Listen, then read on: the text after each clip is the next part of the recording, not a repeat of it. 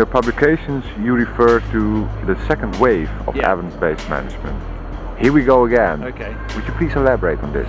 Yeah, I mean, I think I said it was a second wave, but probably more truthfully, it's probably about the 27th or 50th wave. And I think I probably refer to the second wave in particular. It's probably a bit of a cheeky thing to say, because I think I first started writing about this maybe 10 or 11 years ago, and I did some work in organisational psychology and tried to get people interested, and nobody was interested at all. So it wasn't really until the Pfeffer and Sutton book came along a few years ago that I essentially talking about similar things that I realised it maybe was a second wave. There's really the 50th to 27th wave, because I think management discipline has always been interested in saying, is the research we're doing, is it relevant, can we apply it to practice?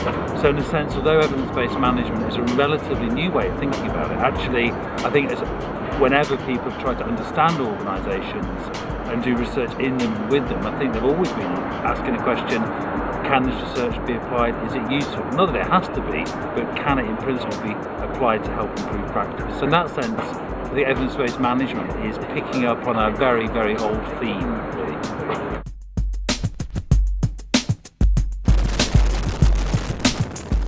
In your opinion, for managers, what is the biggest challenge to make evidence-based management work? Okay. Well, I think for managers the biggest challenge to try and make evidence-based management actually work is, I mean, there's so many, it's hard to know what the biggest one is, but I think one of the most important ones is that it's not clear to me whether managers have the support and resources they need to actually do it, and that's in several senses.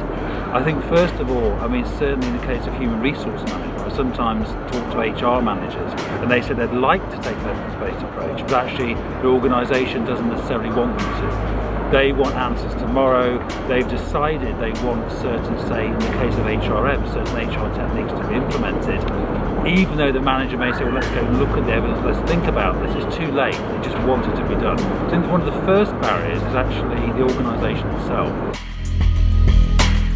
I think the second one is, even if you want to try and be evidence-based, I think the second big barrier is actually getting hold of the stuff. It's incredibly difficult. Even if there is reasonably good research out there, to actually get a hold of it. I mean, it's not actually that easy for researchers necessarily, but it's incredibly hard for an average manager to do it. So I think that's a second barrier. And I think a third very important barrier is, even once people get a hold of it, is to make sense of it, to critically appraise it, to say, does it make sense, is it of quality, and is it relevant?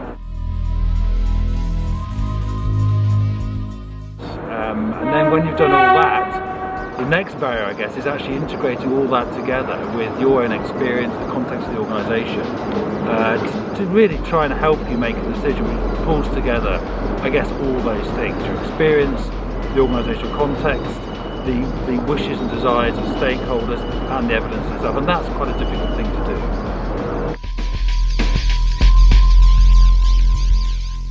Okay. So to summarize, it's access to information, it's skills for managers, critical appraisal, and you mentioned something about infrastructure. It's the context. The context. So very important, I think, what often is the case is, even where there might be some evidence, some information around that seems quite useful, it may be that it just does not apply to your organisation. So it's completely plausible that you may find some great research that seems to suggest something is useful or not, but it just doesn't apply to your situation.